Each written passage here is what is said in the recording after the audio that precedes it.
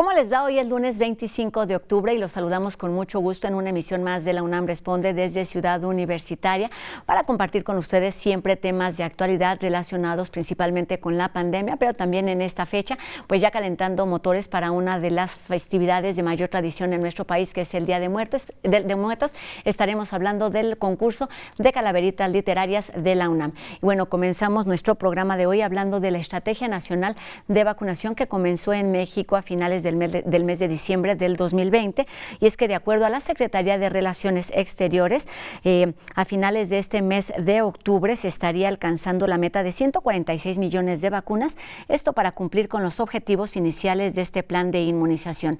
Se espera recibir alrededor de 20 millones de AstraZeneca, 3 millones más de Pfizer, 4 millones de CanSino y 2.5 de Sputnik V. Estas se siguen sumando para ser aplicadas en todo el territorio, y lo cual es por supuesto el resultado de la cooperación internacional. Y comenzamos también este lunes, como todas las semanas, con la voz del doctor Carlos Rosales, quien hoy nos lleva a otros territorios para seguir hablando de la importancia y de la eficacia del uso de mascarillas de cubrebocas para evitar contagios por COVID-19. Buenas tardes, doctor. Gracias, Rosa. Muy buenas tardes.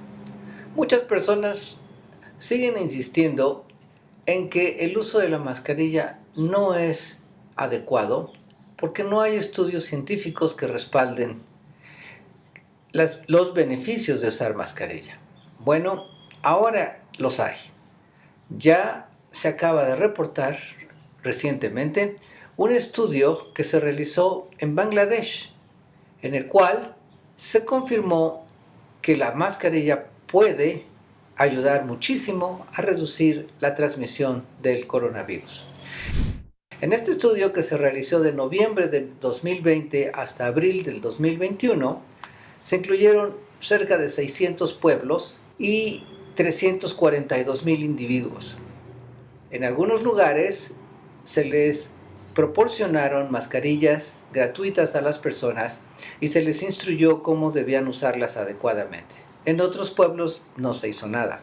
Y se vio que en los pueblos que no se hizo nada, aproximadamente 10% de las personas usaban mascarilla. En los pueblos donde se dio instrucciones de cómo usarlas, casi la mitad de la población usaba la mascarilla regularmente.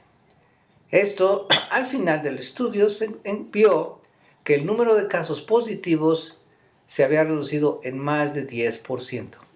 Es decir, el simple uso de la mascarilla reduce en más de 10% la probabilidad de transmisión del virus. Entonces, ahora sí, ya hay evidencia científica de que el uso de las mascarillas ayuda muchísimo a detener la propagación del virus. Mientras no se vacunen todas las personas, la mascarilla es nuestra mejor defensa. Sigámosla usando en forma regular. Gracias, cuídense mucho. Hasta luego.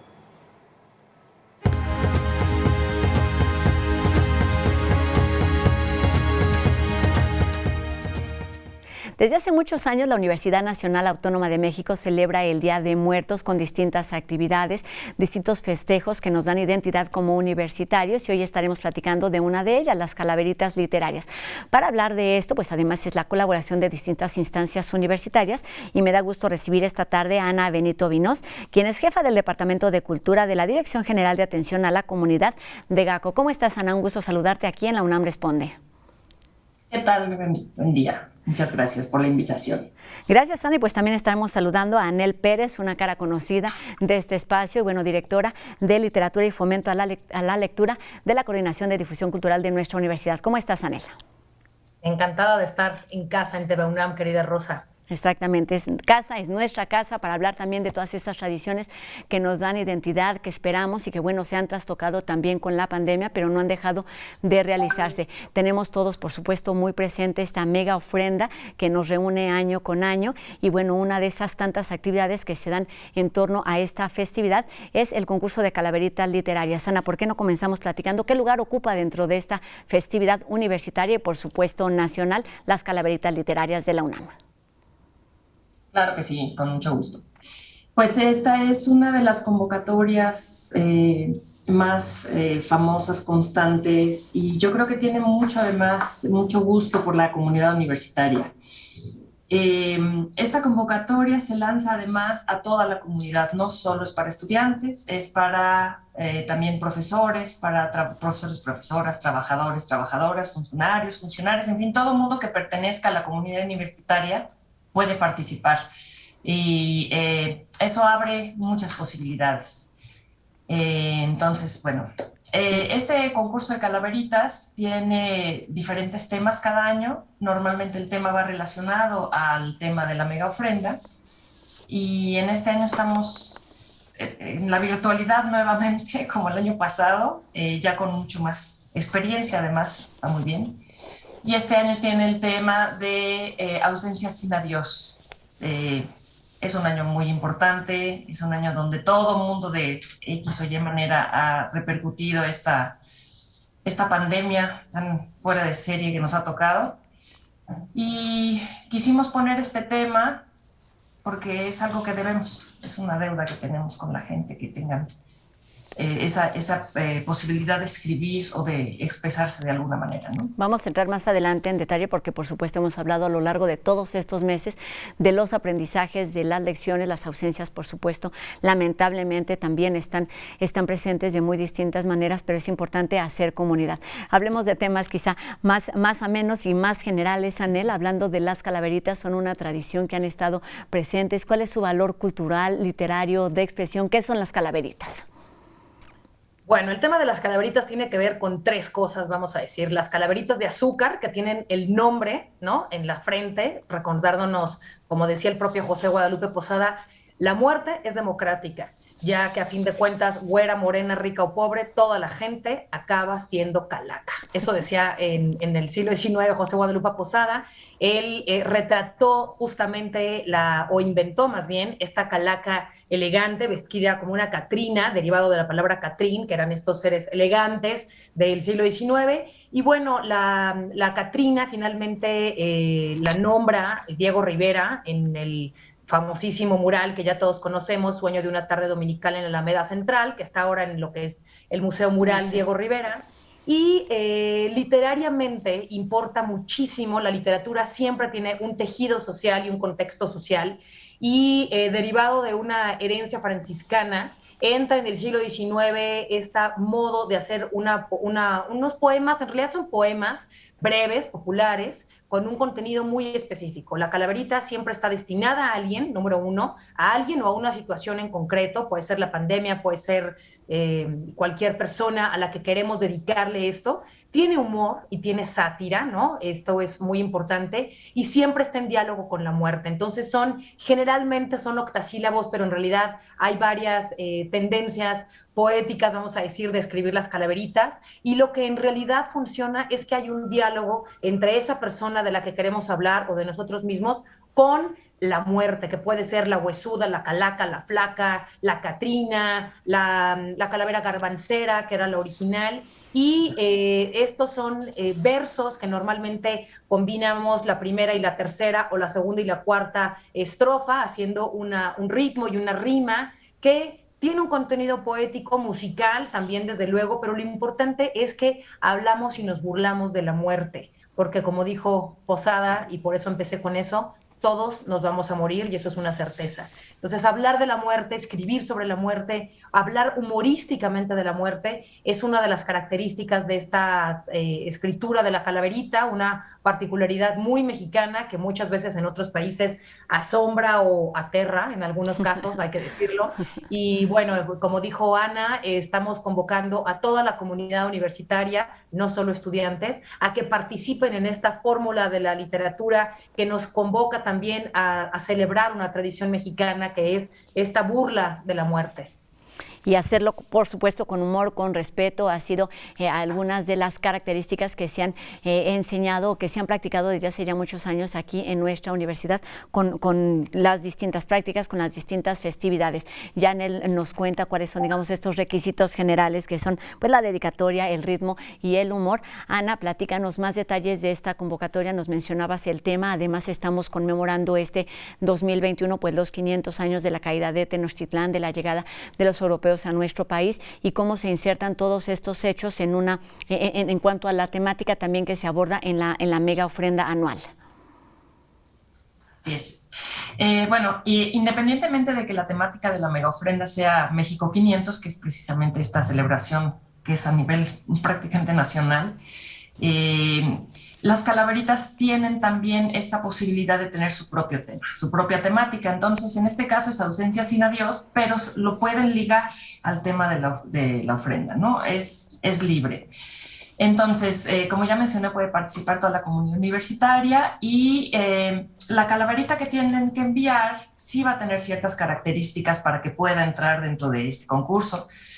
La convocatoria está circulando ya por las redes de Comunidad UNAM y esto pueden acceder también a ella en la página de megaofrenda.unam.mx, pero les platico un poco. Pueden enviar desde 1 hasta 3 calaveritas. Por ¿no? persona. En el mismo, por persona, sí, Sí. son individuales. Las pueden enviar, pero en el mismo archivo. Tiene que tener un formato específico, letrarial de 12 puntos, en PDF, tamaño carta y un interlineador particular que lo pueden consultar en las bases. La convocatoria se cierra el 8 de noviembre, el último minuto del 8 de noviembre, que además es cuando generalmente nos llega la gran cantidad. Y ¿Tiene alguna esto, extensión ya definida, Ana? ¿O no hay límite la de extensión extensión? es libre, la extensión es libre y bueno, normalmente las calaveritas no son largas, ¿no? Son como se parte un poco de este diálogo jocoso con la muerte. No, en general no son muy extensas, pero tienen la libertad de hacerla de la longitud que quieran. Nos tendrían que enviar un correo con sus identificaciones que les acrediten como parte de la comunidad universitaria y su archivo PDF con la o las calaveritas al correo megaofrenda@degaco.unam.mx. Ahí Muy vamos bien. a hacer la selección de Ahorita, las calaveritas y enviarlas al jurado. Ahorita repetiremos el correo para estar muy atentos, porque estas calaveritas forman parte de un concurso que se lleva a cabo dentro de nuestra universidad, Anel, pero también forma parte pues de este interés de una iniciativa universitaria por fomentar o por mantener estas tradiciones que se siguen pasando de generación en nuestro país. ¿Cómo se inserta esto? Pensando precisamente en la expresión escrita, también en la expresión hablada, nos hablabas del ritmo, de la musicalidad que deben tener, y pues buscando eso, que la creatividad se siga expresando y compartiendo, en este caso dentro de nuestra universidad. Bueno, en el fomento de la lectura, la escritura es una de las herramientas más importantes, ¿no? No hay manera de escribir una calaverita si no te pones a leer calaveritas, y eso para nosotros es importante, es una manera de fomentar la lectura, de fomentar la escritura creativa, que es uno de los temas que desde luego siempre importan, y al mismo tiempo invitar a reflexionar a través de un tema, como ya lo dijo Ana Benito, ¿no? El tema en particular, a pensar lo que ha sido este año la muerte tras la pandemia, ¿no? Y bueno, y el México 500, que es un tema que desde luego nos importa, pero la experiencia de escribir se facilita cuando leemos y eso hace este binomio posible. Es interesante que además con la de GACO y Literatura UNAM lo que hicimos fue crear unas cápsulas que van a estar en nuestras redes sociales de Óscar de Pablo, en la que nos facilita hacer algunas experiencias más sencillas en la escritura creativa, en el caso de las calaveritas. Por ejemplo, tomar una canción como punto de base, ¿no? Entonces, no sé, Las Mañanitas. ¿Cómo puedo montarme en esa rima de una canción que ya todos conocemos con un personaje famoso? No sé, estoy pensando, por ejemplo, el año de Frida, en el 2017, miles de calaveritas funcionaron para Frida, esta perrita famosísima que se hizo en redes por las experiencias de rescatista. Como rescatista, claro. Como rescatista. Entonces ahí, por ejemplo, es muy sencillo y necesariamente para cuando vas a escribir necesitas ir y acudir a la lectura de las propias calaveritas. Esa práctica, que nos interesa muchísimo en Fomento a la Lectura, es también una práctica que vamos a tener en este año, porque todo lo que tenga que ver con el personaje a quien vas a destinar, lo tienes que adecuar en esta ritma poética, donde las canciones, por ejemplo, es un excelente punto de partida, ¿no? Entonces, esa es una recomendación que yo le haría a todo mundo. La otra es que sin miedo se atrevan a hacerlo. Sin miedo quiere decir, no hay manera de que te salga mal, simplemente es tomar una ritma, una rítmica y poder escribir a un personaje que te parezca entrañable, ¿no? A mí me parecería, por ejemplo, no sé, López Austin, un personaje perfecto, Ricardo Tapia, tantos otros universitarios que se nos han ido, pero desde luego cualquier familiar. El propio virus es un sujeto posible de a quien le podemos escribir, la propia universidad, todos los personajes históricos, pero también contemporáneos. La Calaverita es una fórmula literaria que nos permite, a través de la poesía, hacer una práctica con un encuentro fantástico, desde luego, de alguien que puede estar vivo o puede estar muerto. Esa es una de las grandes experiencias de la Calaverita, ¿no? No necesitamos ser poetas, no necesitamos ser grandes escritores, simplemente convocar un diálogo entre alguien querido y el encuentro de alguien que siempre va a estar presente en nuestra vida, que es la muerte. Pueden ser conocidos, desconocidos para los demás, con que nosotros lo tengamos muy claro. Pueden ser incluso además objetos, como bien dice, sucesos, el virus, la pandemia, seguramente serán protagonistas de muchas de estas calaveritas. Ana, en ese sentido te quería preguntar, bueno, las calaveritas se estarán recibiendo hasta las 23:59 del 8 de noviembre, ¿y qué sucederá con ellas después? ¿Un jurado las revisa? ¿Y cuáles son los pasos siguientes para estas creaciones? Bueno, el primer paso cuando nosotros recibimos esos correos es verificar que tienen la documentación necesaria que les acredite, ¿no? Que esté correcto el archivo y demás, y entonces nosotros lo enviamos al jurado que va a estar determinado por la Dirección de Literatura, y se les dará un tiempo al jurado para que hagan esta revisión de calaveritas y nos juntaremos en una reunión para hacer la deliberación de ganadores. Y una vez que se hace esta deliberación de ganadores y ganadoras, e inclusive hay menciones honoríficas en caso de que el jurado lo decida, se hace la publicación en Gaceta, se hace la publicación en redes sociales y se les contacta por correo para avisarles que ganaron su premio. Porque la verdad es que los premios están muy bien. ¿Por qué participar en este concurso? Es decir, ¿cómo atraer? Ya nos dice Anel, pues hay que atrevernos, porque además pues la escritura es una forma de expresar, es una forma de crear, de además pues hacer comunidad. ¿Cómo hacer esta invitación extensiva a toda la comunidad? Invitando además pues a estos principios que mencionaban al principio de la entrevista, que es el de pues fomentar y mantener viva una de las grandes tradiciones de nuestro país. Bueno, yo ahí tengo algo que añadir a lo que acaba de decir Anel, que me gustó muchísimo, y es que uno de los años ganó una chica de secundaria, ganó una mención honorífica con una calaverita que se llamaba El Bolillo, y eso implica todo esto que está diciendo Anel, ¿no? O sea, no hay edad, no hay límite de tema, y atrévanse a escribirla, porque es toda una experiencia y no van a hacer más que ganar, aunque no ganen el premio, ¿no? Exactamente. A mí me encantó eso. Ganar en el aprendizaje. Total. Para participar en este concurso, pues no se requiere, como bien nos dicen, tener ningún conocimiento previo, hay que leer, hay que escribir. Y en ese sentido me gustaría preguntarles cuáles son, digamos, esos requisitos que toma en cuenta el jurado para seleccionar a los ganadores. Bueno, los requisitos literarios evidentemente tienen que ver con la calidad literaria, tienen que ver con que se cumpla el asunto del ritmo poético, el contenido literario. O sea, el contenido tiene que estar destinado a cómo dialogaría nuestro personaje, puede ser el bolillo, como dijo Ana Benito, ¿no? El bolillo, la perra Frida, un personaje político, deportivo, cultural, artístico, universitario, familiar. ¿Cómo hacer que ese personaje conviva a través de la literatura con la muerte, con la flaca, con la huesuda, con la calaca, con la calavera? O sea, usar estos recursos de la tradición literaria mexicana, aterrizarlos en nuestra vida cotidiana, y en realidad pueden ser dos cosas, una especie de homenaje o una especie de diálogo fantástico de la muerte con ellos. En eso consiste la calidad literaria, en que se cumplan no solo los requisitos que ya también dijo Ana, sino con una apuesta literaria valiente, ¿no? Humorística, satírica. Es muy importante la sátira, la burla. Eso es un poco el contenido literario que se busca en las calaveritas y que desde luego estará presente en el concurso. Pero Rosa, si me lo permites, yo lo que apelo es a que se invite a la comunidad a que se atreva.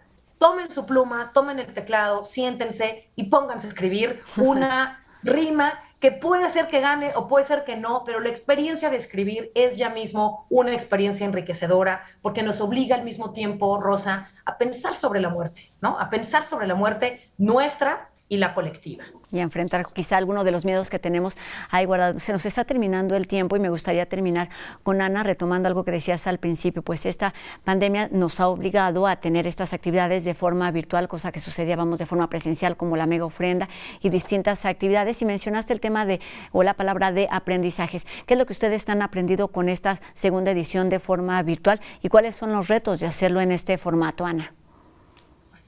Hemos aprendido muchísimo.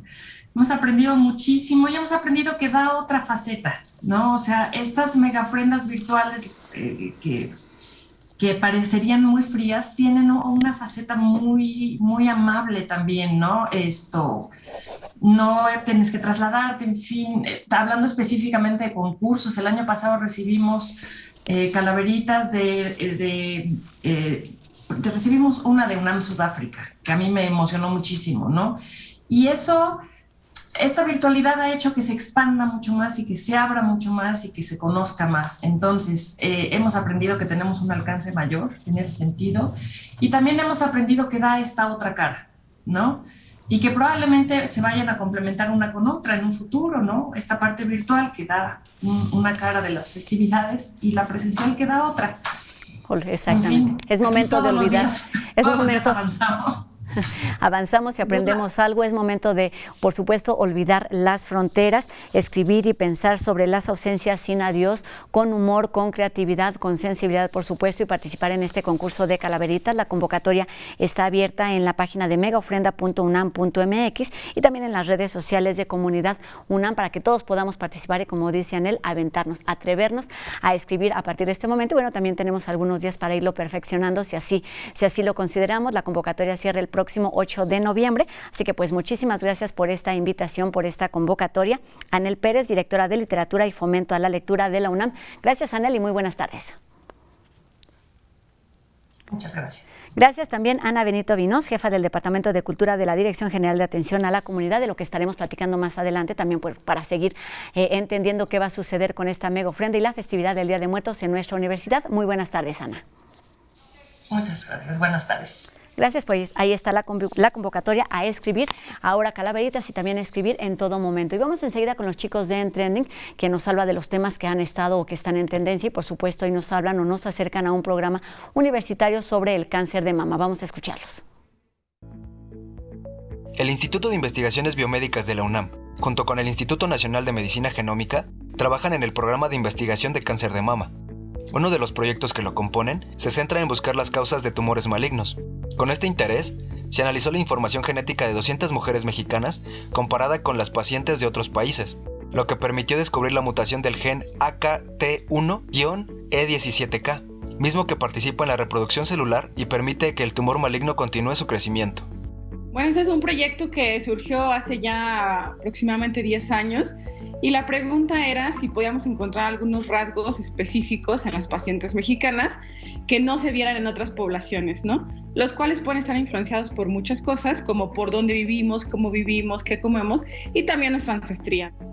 La mutación de este gen se presentó en el 8% de las pacientes evaluadas, lo cual representa el doble en comparación con otras poblaciones, lo que demostró que existen características específicas que favorecen el desarrollo de este tipo de mutaciones en las mujeres mexicanas. Una de las anomalías que produce la mutación de este gen es que permite el desarrollo de los tumores que pueden provocar neoplasia maligna, lo que complica la enfermedad.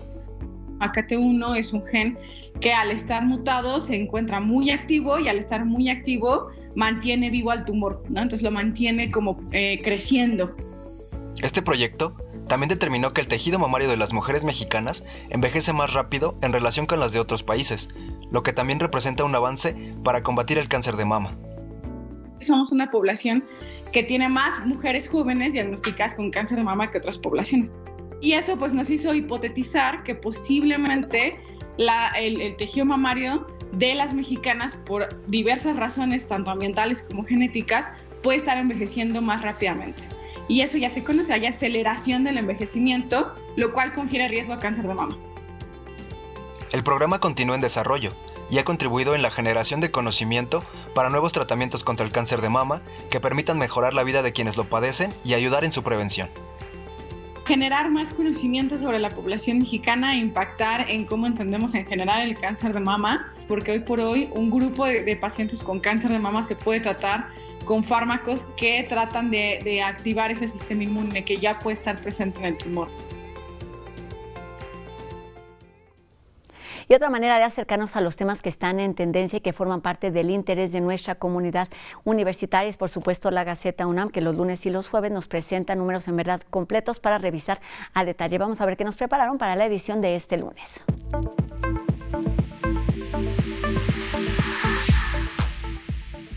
Gaceta UNAM reitera conceptos como la libertad de cátedra y el compromiso social que han dado identidad a nuestra Universidad Nacional Autónoma de México. Aborda desde distintas miradas el uso del Internet, la digitalización y los contrastes de las redes sociales. Además, encontramos testimonios sobre los miedos y las fortalezas de quienes han estado en la primera línea durante la pandemia. Esto en el marco del Día del Médico, que se conmemora el 23 de octubre.